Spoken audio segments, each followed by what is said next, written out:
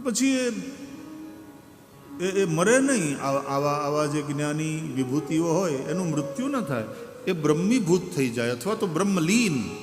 સંન્યાસીઓ માટે આપણે સ્વર્ગસ્થ અને અંત ને એવા બધા શબ્દો નથી વાપરતા.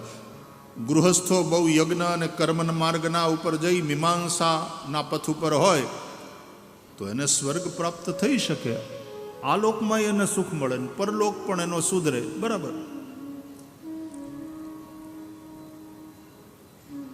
ધર્મ એનું જ નામ ને, યતો અભ્યુદય નિશ્રેયસ સિદ્ધિ સધર્મ.